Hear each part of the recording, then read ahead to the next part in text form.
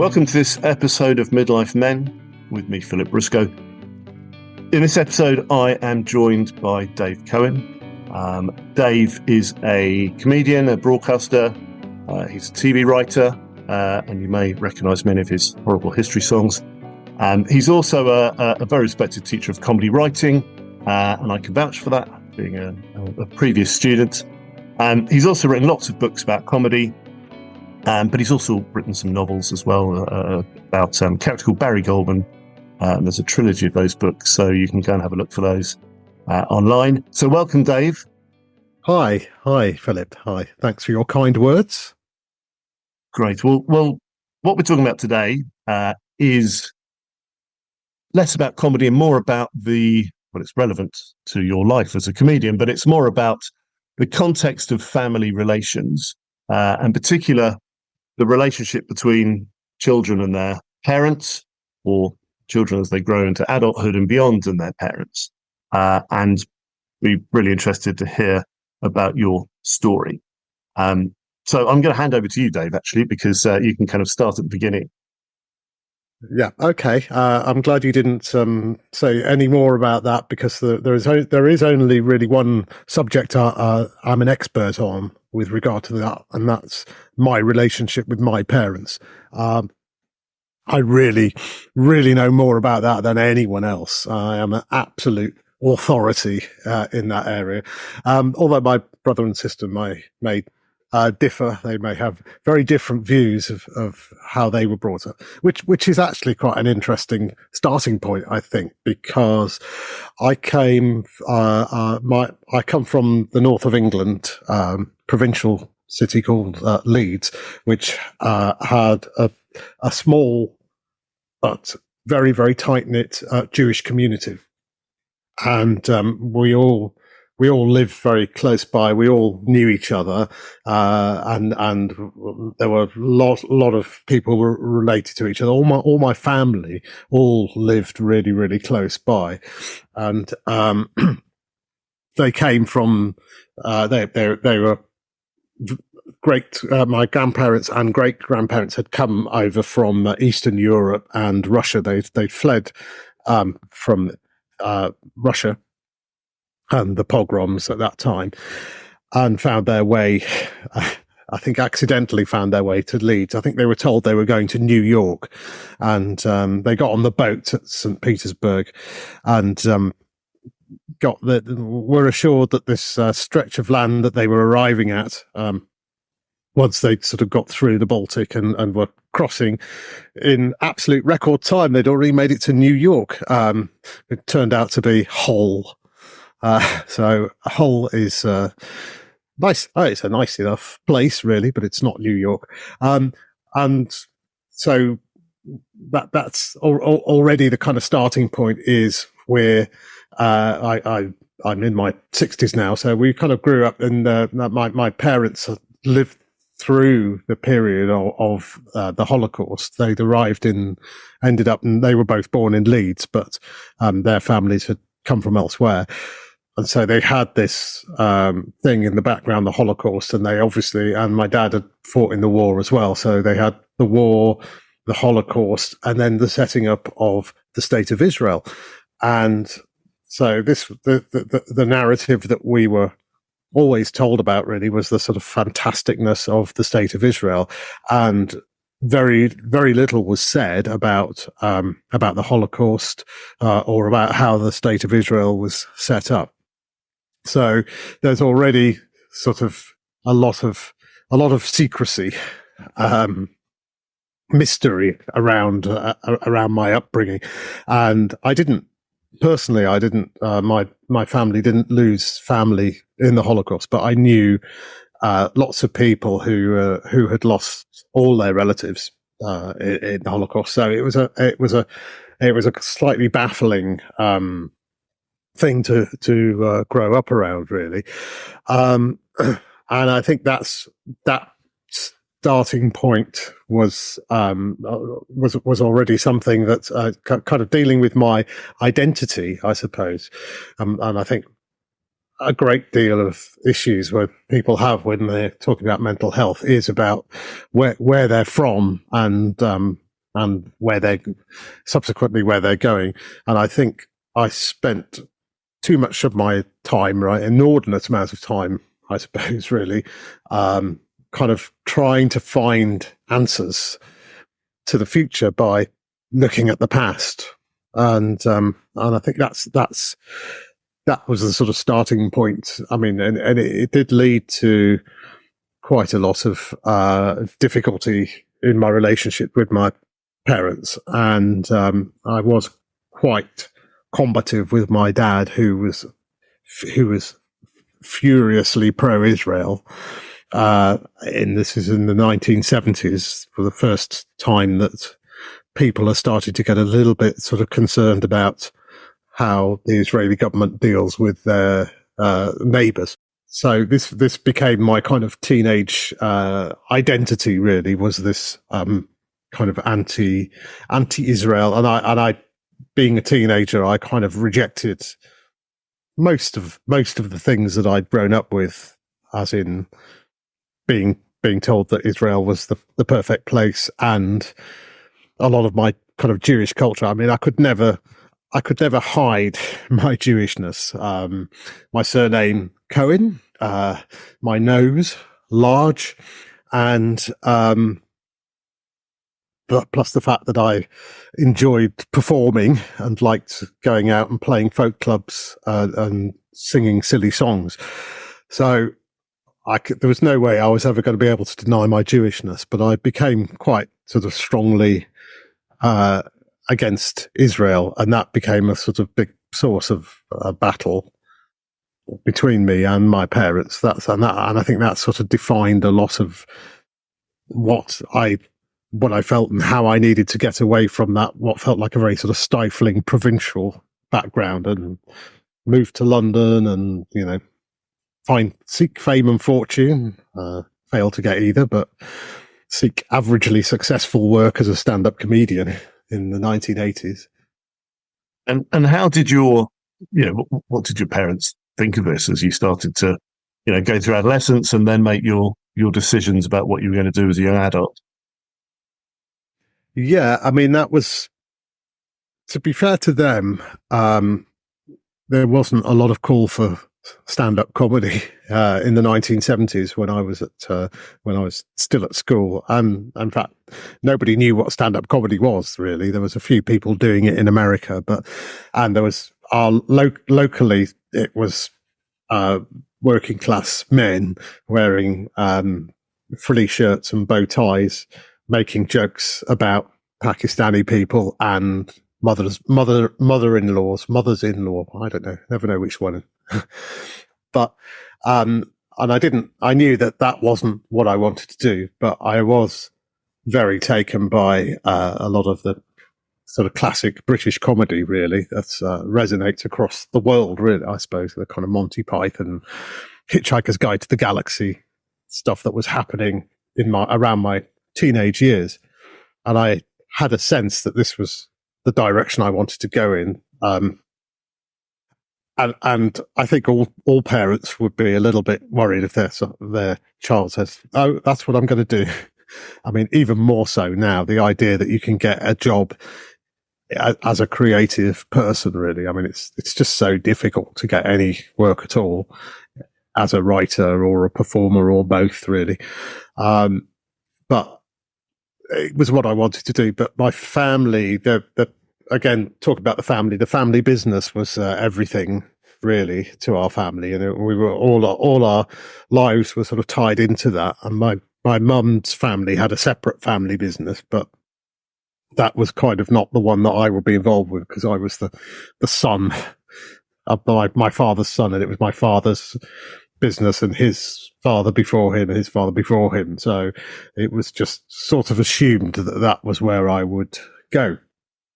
And I was kind of determined not to, but at the same time resigned to the possibility that it would happen. Then the firm went bust. So that kind of resolved it all for me, really. So good news, I don't have to go into the family business. And bad news, my family are broke.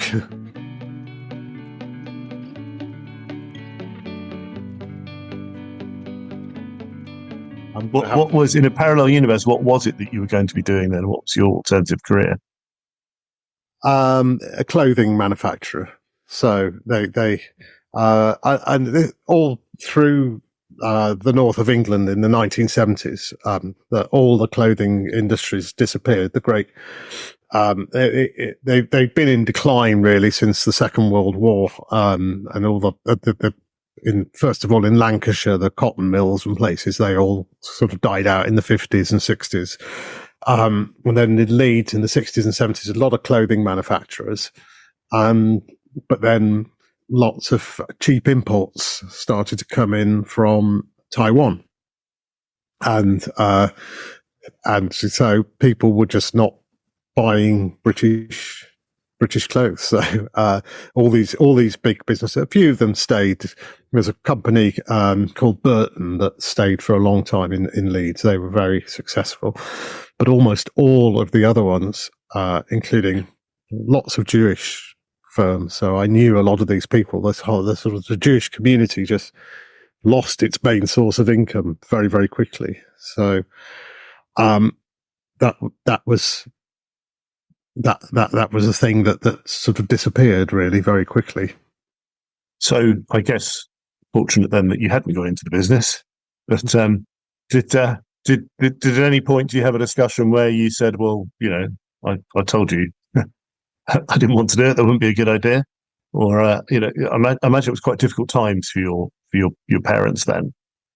Yeah, I suppose I was about 14 or 15, and my dad's dad, who was still occasionally going into the business, but he kind of pretty well retired really. So he would have been in his 70s at this point, and he would be saying, come on, when are you starting? And we need you in there now. And I sort of got, I sort of smiled and things. And then we got home and I said to my dad, I said, look, I'm not, it's just, I write love poetry for God's sake, as all teenage boys did, I'm sure.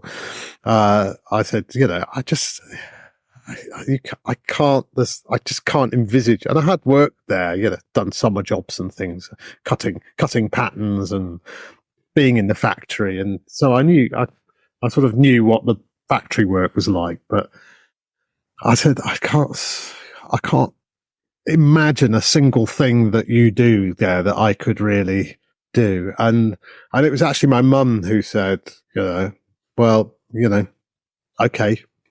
My dad was more sort of upset about it, I think, but my mum, who was probably also upset, but didn't show it. And she just said, look, it's not, maybe that's not the thing for you to do. And I think we're starting to be a little bit more around the 70s there. They had friends, I mean, no one had been to university and things. So they had friends whose kids were starting to go to university. So they were starting to see a little bit that actually there's more to life than doing this job. But I think they were very, there's a lot, I left a lot of things in my teenage years. So the business went bust. The Jewish community in Leeds, it was diminishing. I left that Jewish community. I left whatever supporting Israel aspects of my life. I left that. These were all things that were quite upsetting for my parents, I think, really. And I think I was aware that I was upsetting them, but I think also I felt this. I think even then I knew that from a mental health point of view, even though nobody ever talks about mental health in those terms, I think I probably had a more sort of robust approach. And it might have been because the family firm went bust and I was sort of quite young and having to earn money while I was a student. And so I kind of became quite practical and I could see how, well, actually, I can do bar jobs and that'll pay the bills, and then I can be trying to do comedy, in my spare time or whatever it is, because alternative comedy, as it's now called, didn't exist at that point. Do you think that, retrospectively, do you think that experience, in your teenage years, do you think that that you carried that, and perhaps it came out in some of the work, some of the comedy and the writing that you've subsequently done? Absolutely. It was a it was my USP, really. I would say. I think for years and years. The other point to mention as well, the other coincidence I think of this time is the arrival of punk, and punk was a sort of and I was the absolute perfect age for it. I was about 17 or 18. I mean, actually, I think kids who were 13 and 14, it was probably the perfect age for them as well, because it came completely, without any strings or anything. You imagine you're 13, 14, 15, and this music comes along that blows everything else away, and these whole tribes and things start. But I think, so what happened very quickly was punk arrived, and I found a tribe. I was tribeless, really. I wasn't hanging out with Jewish people. I'd moved away from Leeds. I was a student in Bristol. I didn't hang out with Jews. I didn't hang out with pro-Israel people. I didn't hang out with Leeds people. I didn't kind of know where I was going. But then this punk thing, and punk was music mainly, and it was anarchistic, tearing everything else up stuff. But it was also funny. It was just a really big space for people to be funny. So I was doing these sort of comic songs, and I was putting jokes in between, and it just seemed that all the jokes that I could do, again, because I was called Cohen and I had a big nose, and the audience would just know that I was Jewish the moment I walked on. And so all my material, or my best material, it turned out, was about being Jewish. And then it was interesting for most people, because most people didn't really know much about being Jewish. It wasn't like America, where Jewish culture had been sort of fairly dominant for a century, really. I think whether it's the great Hollywood moguls who started the big, Metro-Goldwyn-Mayer, Warner Brothers, Columbia, all these big film companies started by the same sort of people that my great grandparents were. They'd fled from Europe, so it was slightly similar. I think they all came from Hungary for some reason. They all ended up in Los Angeles. No idea how that one worked. Different boats. Yeah. But I mean, they didn't even get to New York. Right? Well, obviously there is like a huge Jewish community, and that whole kind of stand-up culture in America was very sort of Jewish. And you had the north of New York, you had the Catskills, you had, I suppose, the equivalent of the blokes with the white frilly shirts and the black bow ties was the Jewish comedians in the Catskills in the north of New York. So, but they obviously they brought with them, as well as humour, they brought that kind of pathos as well, because obviously they'd all fled from Europe. So there's always been that kind of thing about being Jewish and being a Jewish comedian of being, wanting to be liked, needing to be liked, I think.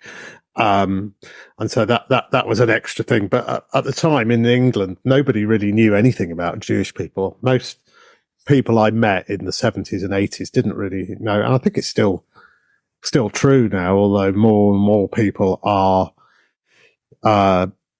associating Jews and Israel and Palestine, and more and more people are learning about that. Again, not in a good way for Jews, really. So that's kind of problematic. But I was able to kind of bring a kind of British Jewish thing, which nobody else had done. So that really did inform my work. And the more I did, and I started to do radio shows and write scripts and do one-man shows at the Edinburgh Fringe, and they all ended up being about me and my relationship with my dad, about Israel.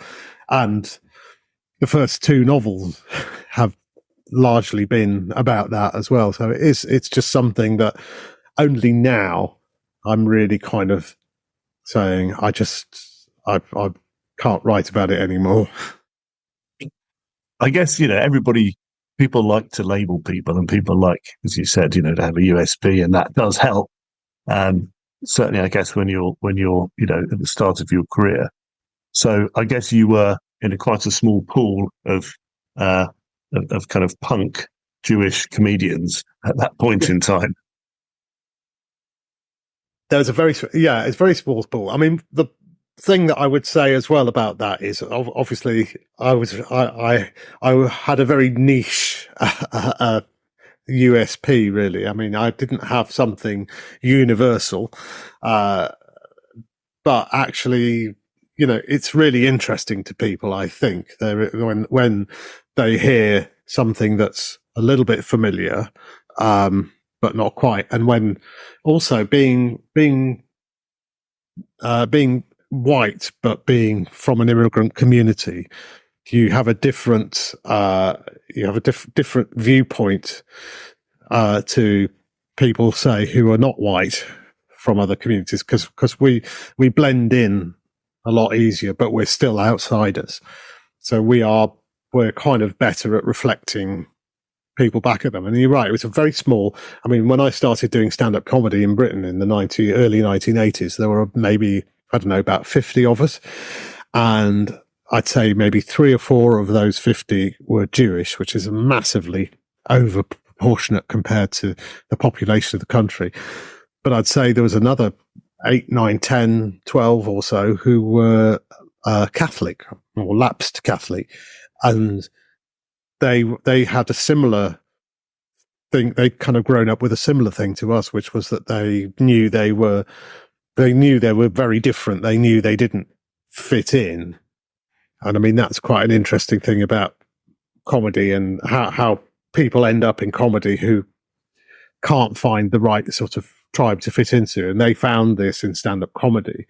And similarly, again, white people, nobody gave them a second look, but they felt their difference through religion, I suppose, through their religious upbringing. And so that helped you. It helped you in your career, I guess, to have that differentiator then. Absolutely. And again, talk about belonging in certain tribes. And I think it took me a long, long time to kind of understand the battles that I'd had with my dad, that there were problems that he had with his own tribal belongings that were related to, I think, his own mental health issues.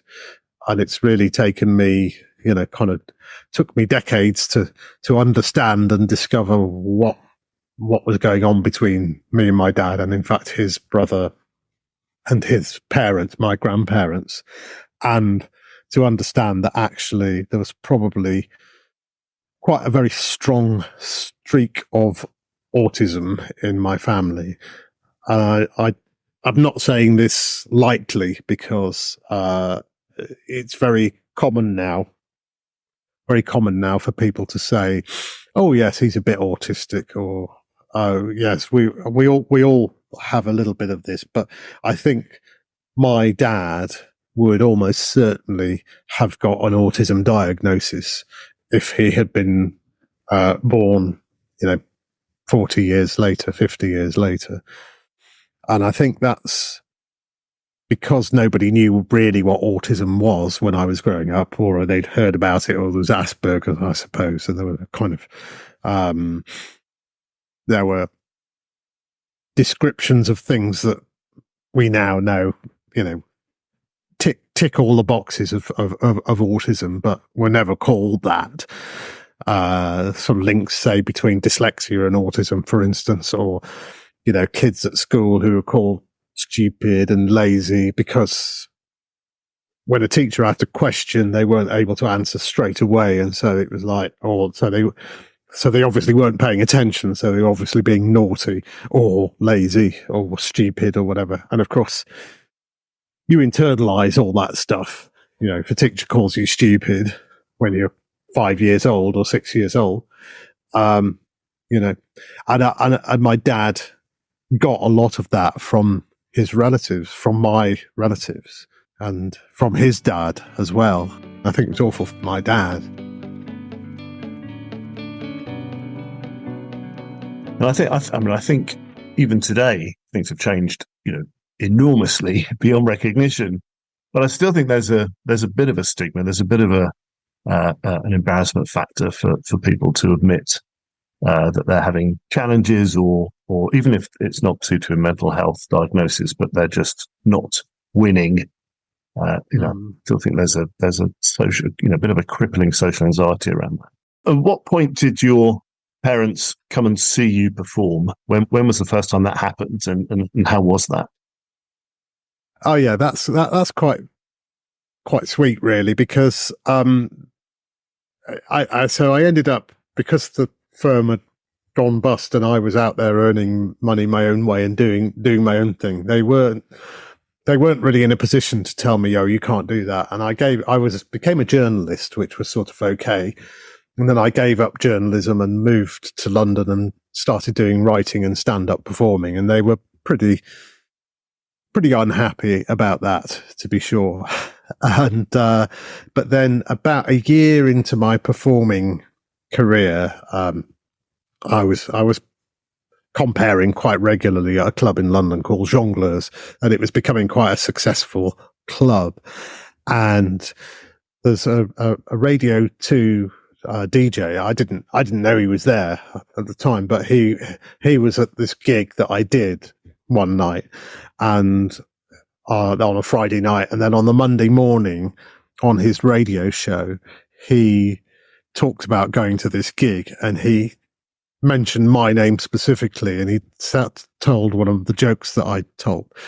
And my mum happened to be a big fan of this guy, Ken Bruce, and she rang me up the next day and said, "Oh, you were on the Ken Bruce show." I said, "No, I wasn't." She said, "Yeah, he mentioned you. He did this gig in, at this club, Jongleurs, and he said a joke, and he said you were really funny." Oh, I said. And from that moment on, my mum was absolutely fine with it, because I'd been validated. In fact, years later, I met Ken and told him the story, because it's just such a nice thing. And I was always grateful to him for that, because he validated me to my mum. My dad could never. I started doing shows on things on Radio 4 stuff quite a lot, and my dad was just always very, very critical of everything that I'd ever done, really. Again, this is something that I have a little bit of trouble with, because I teach people how to write comedy, and there's less and less work available, and I try and be as honest about that as possible. I try and say, look, don't be under any illusions, it's really hard. And I kind of, there's a lot, and I try and be positive, and the whole kind of world of teaching generally, even around creativity, is positivity. But I know I'm not alone in this, that quite a few people I know who are much more successful than me as well had parents who were just hypercritical, and there's a large element, I think, of when you part of whatever it takes to succeed over and above being talented and capable and whatever, there's just some little extra bit of residue from childhood of I'll show you. And I would never ever give that advice to someone. It's like, oh, if somebody showed me something and I didn't like it, or I didn't personally think it was that good, but I wouldn't say, this is rubbish, this is terrible, what do you think you're doing, what are you wasting your time doing this thing for?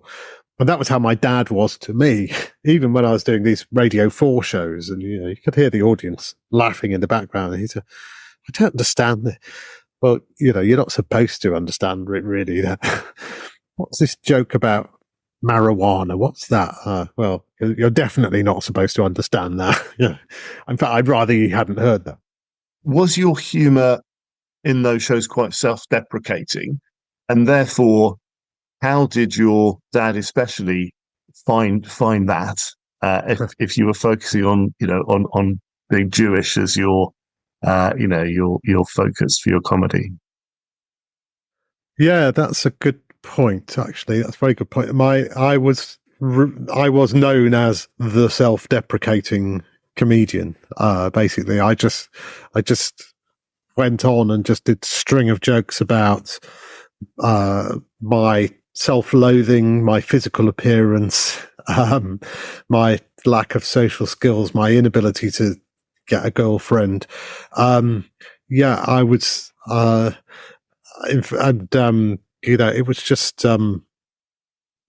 interesting because, and again, actually, and I haven't thought of it in these terms, and until now, you kind of me talking to you about my dad and my act, but actually just remembering what my dad used to say when we were kids about anti-Semitism. He was very, very stridently against anti-Semites. He said, if anyone calls you a name at school and things, he said you should punch them on the nose, and, which was incredibly uncharacteristic of him, because he was so sort of mild-mannered and gentle, but this was the one thing that he really, really felt very, very strongly about was, and he was very, very strongly anti-racist, all in all shapes and forms, really. And again, this was sort of a little bit unusual for men of his generation, but obviously that was something that he had picked up, and again with the surname and the nose, probably he probably got it a lot worse than I did, growing up in the 20s and 30s. I imagine there was I know there was a huge amount of anti-Semitism around at that time. So, in a sense, I suppose, and I was then also, in addition to criticizing myself, I would then be criticizing Israel. So yes, I think he was pretty upset about most of that stuff. But then it is also quite a complicated thing as well, because I didn't ever want to come across as sounding like a victim in any way. And there was one joke that I used to do, which was about when I was sort of getting fairly successful. I was doing quite well, and I sort of said, I'm a bit worried that I'm going to be known as a bit of a hooray Jaime, which was sort of, hooray Henrys were the thing at the time. And I did that joke one midnight at the show at the Comedy Store, and there was just one laugh that I was able to pick out from the people who were laughing at the joke. And I could just hear, I thought, that's somebody who's laughing at me, not with me. And I could never do that joke again. I just thought, I can't, I don't feel like I want people to laugh at me from that point of view. I don't want that at all. That's probably, quite possibly, one of the key reasons why I never became quite as successful a comedian as maybe I could have done, was that I was just a little bit less prepared to do whatever it took to get the laugh, really, I think. Because all comedians say, the laugh, that's all that matters, getting the laugh. But I had that sort of red line. I think it probably did upset my dad. And I don't ever really feel that, we got on fine and it was all okay, up to the point he died. But I think that he, I never really felt that it kind of, he understood what I was doing, but I grew fairly sanguine about it, really. So did they accept?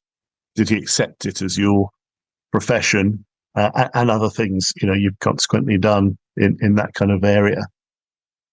Yeah, I mean, it was just, I was doing the work. But to come back to your question that you asked a while ago about when did they first see me, and actually, they did come and see me performing in Edinburgh in the sort of mid-80s and things, and it was sort of okay, but it wasn't brilliant, And so I could see my dad sitting in the audience in pain because I wasn't getting rapturous. It was going perfectly well, but if I'd say a line and it didn't get as big a laugh as I thought maybe it could have done, I'd just move on to the next line. But I could see him sort of, oh no, they were supposed to laugh and they didn't laugh. So, but then in about 1989, I think, so it was 2 years before my mum died. She was quite young when she died. And so they came to see me in Edinburgh, and that was one of my most successful years, 1989. I was doing 2 shows and they were both very successful. And one of the shows was like a sort of play that I'd written. So it wasn't just me being a stand-up. I was there performing with other actors. And I think my dad was much more comfortable with that. He really liked that show. He always talked to me about that, and he always said, "Oh yeah, that was really good." So I think he was just uncomfortable seeing the person that he knew so well being an approximation of me, rather than seeing me acting and being a character in a play. So I think that must have been that a lot of what was difficult for him about it. Do you feel it was it was all kind of good in the end? I'd love to say, oh yes, and it was all fine and we were all happy, and I think this is where the kind of issue of the mental health thing comes, because I really did feel like I was lucky that I thought of this in my late 20s, but I got to this point. I thought, I've never really had a proper relationship with my parents. I've never really tried to kind of understand them, see things from their point of view, and I think it was really helpful to do this. And I wish I'd done it earlier. And I think I would say that to anyone, really. If you're having a difficult relationship with your parents, just actually really start to see it from their point of view. Even you don't have to agree with it, and you don't have to like what you see, but it's just too easy to, when you're a teenager, to just say, "Oh God, parents, they're so bloody contrary." And I mean, it's interesting now because my part of my hostility, I suppose, towards Israel was really formed by my dad's hostility to me having any view other than his about it. And he was so, his thinking was so black and white on this, that so he was so rigid in his thinking that he sort of forced me away, really, I think. And now with my kids, then they're probably far more radical in their thoughts than I am. But I'm not trying to say to them, "You're wrong. Don't think that way." I just sort of think, well, that's I don't agree with everything you say, but I completely understand why you think that way. Which potentially could really annoy the hell out of them. but I sort of think, well, I wish I'd had more of that with my parents. And so in my late 20s, I say, I sort of made an effort, and I did start to kind of open up a little bit more to my mum and dad, not knowing at this time that my mum was actually already a little bit ill. She got cancer and then she died. And so she was a little bit preoccupied. I don't ever really feel that I didn't get as far with her as I would have liked.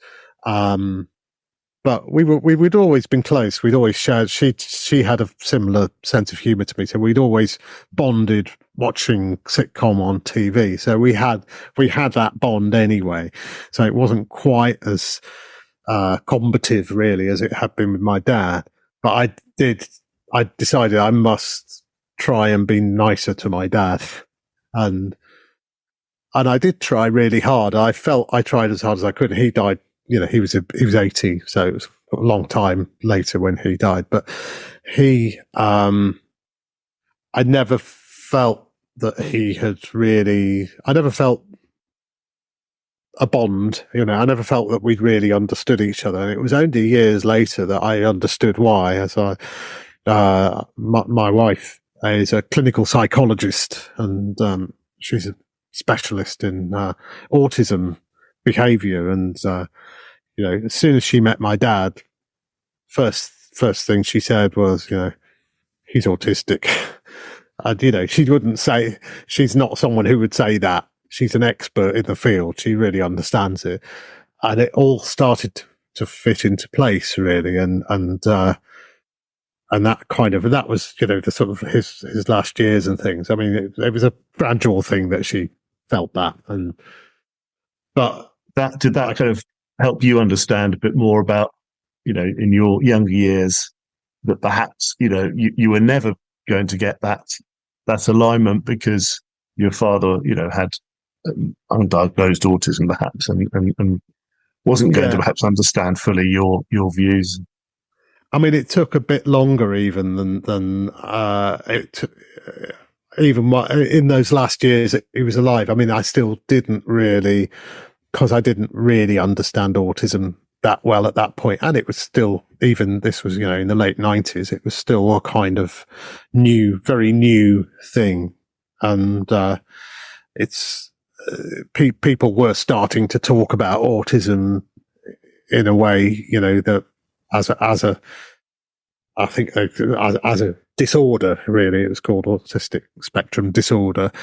And, and obviously it takes time for these, when something relatively new comes forward, it takes time for people to find the language. So there was a period really, I suppose, after he died when I really started to kind of properly understand it and feel a little bit more of a regret. Not a regret, because I think I felt I was doing everything I could to understand him, but I just felt more sad for him that he had never been able to be accepted by other people because of who he was, and that he was just. And I for all my kind of anger towards him and things, I did always feel very bad for him, because he was when we'd go and meet his dad, my grandparents, his mum and dad, they were quite horrible to him, really. They were sort of quite bullying to him, and I guess that was just years and years and years of, again, trying to understand parents. So I'm trying to understand his parents from his point of view. They had obviously tried to communicate with him and in a way that people communicate, and he never communicated with them, so they got more and more frustrated. And then similarly, when with my mum's family, I think there was this extra thing anyway. They always felt they were slightly one generation more established in the Leeds community than my dad's family, and so they sort of looked down on him a bit, and it didn't help that socially he was just embarrassing at tea parties and meal times and things. So he's just very quiet or eccentric and things, and so he got sort of mocked and ridiculed by them as well. So I always felt very kind of upset on his behalf, but then I also was annoyed as hell by it. Yeah. And I guess a lot of that's on, generational historic ignorance on conditions, mental health conditions that we know about now. And there was only more ignorance the further back you go. Yeah. Absolutely. It was complete ignorance on my part as much as anyone else's. But weirdly, years and years later, his younger brother, who is 10 years younger than him, he got in touch with us about 10 years ago. And my wife and I had never discussed it with it. Well, I'd sort of mentioned it to my siblings about, well, maybe he was autistic and things, but we hadn't really talked about it. But then my uncle, who very rarely stayed in touch with and had completely lost touch with, and he didn't have family or anything. He married someone when he was quite old and didn't have kids and things. But I mean, which was all fine and things. But he phoned us, and he was 60 by this point, and he said, "Oh, I've been talking to this person and telling them all about myself and everything." And he said, this person who was also an expert in autism, I said, "I can't give you a diagnosis." He said, "But you sound like an absolute textbook person with autism." My jaw dropped, because I thought he was going to ring me to talk about my dad and my dad being autistic. But he said, "No, that was me. I definitely was autistic." We chatted a bit, and then his wife came on the phone, and she said, "Let me talk to you about this, because I know I can tell you what it's like to live with someone who is autistic." She just reeled off all these things, and it was just both kids were autistic, but it just showed in a completely different way. He was much more he was like ambitious, and he was driving, and he was a workaholic. He put all his energy into the work. So there are these two brothers at this family business, and as soon as the family business went bust, he went straight off and became solo sales rep, and he just kept working. And my dad just went into a sort of fog of depression, and that's that at the time that looked to me as like, oh God, my dad is he's giving up. Whereas look at Uncle Tony, look, he hasn't given up. He's gone off. He's done this. He's done that. And I probably on more than one occasion will have probably used his brother to beat my dad over the head with the stick and say, "Look at him. Why can't you be," like when parents say to kids, "Why can't you be like him?" And they were just opposite ends of the same spectrum. Yeah. But him then saying, "Oh, I was autistic and I never knew," was just quite extraordinary, really. It was just a real shock. And he then talked about his mum, my grandmother, saying he talked about her in very Freudian terms. He said she was an ice queen. She was sort of cold, unloving. And my wife said that means she was autistic, and she probably was. You can track it. Yeah. So there's there's a lot of autism in that family.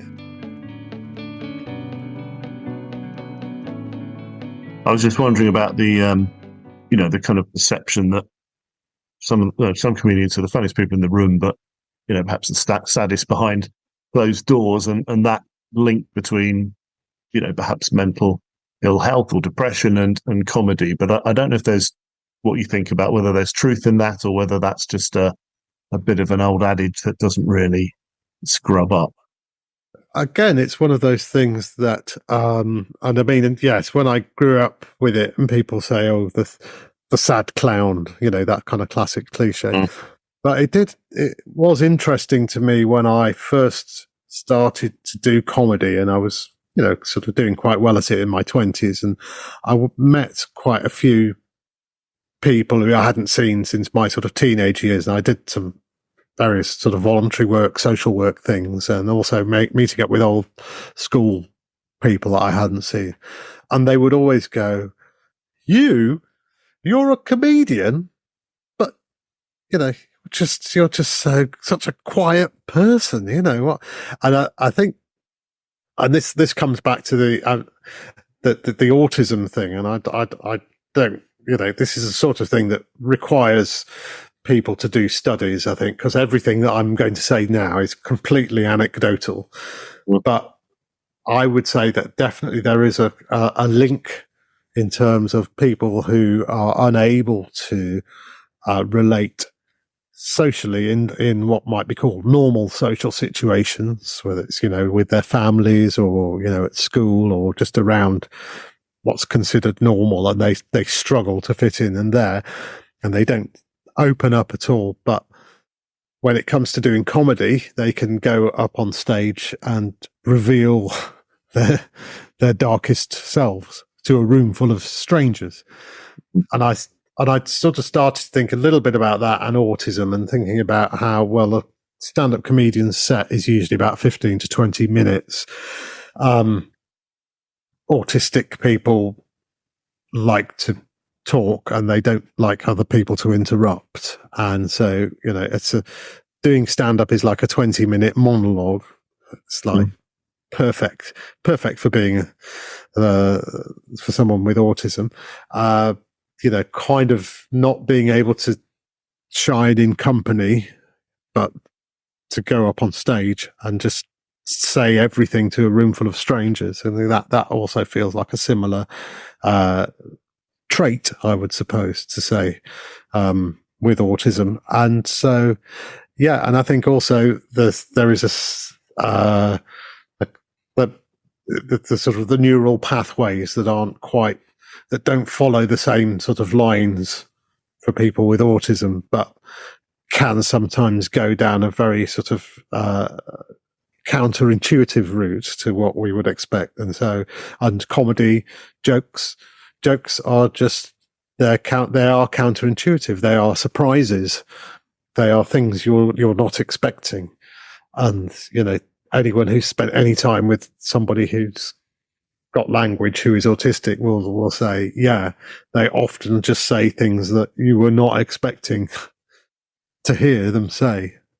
So I do think there is a link there. I think rather than it being about sadness, although I do think I have known some comedians who have suffered with depression, I think, as well, or clinical depression. But I do also know a lot of comedians who have not necessarily been depressed, but have just found their way of communicating through doing stand-up, and has helped them, I think, as people. That's interesting. I've spoken to a number of people doing this podcast, actually, who have written a book about their experiences and have found that in itself to be of great help. So not standing up on stage, delivering a comedic monologue, but writing down their experiences into a written form was a great help. So I wonder if there's a kind of perhaps a parity there, or some sort of similarity. Yeah, I mean, I think I'm not sure how useful necessarily I would say to someone, oh, you should try stand up, because it is a sort of if you're not robust enough, and you go up there, and it's not necessarily hostility, it's indifference. That's the worst thing, because that's what most comedians suffer, I think, much more than being heckled, is when you say something and it doesn't get a laugh, and that's kind of, that's harder. But I think, a lot of people try stand up, in very supportive situations, and I'm not sure that necessarily, for somebody who feels like they are an outsider, what they might gain from being in a group of people, the aim of which is to kind of help you and give you more confidence speaking in public. It might be something. It just, I suppose, yeah. I think the thing that's really worked for me more than anything is just,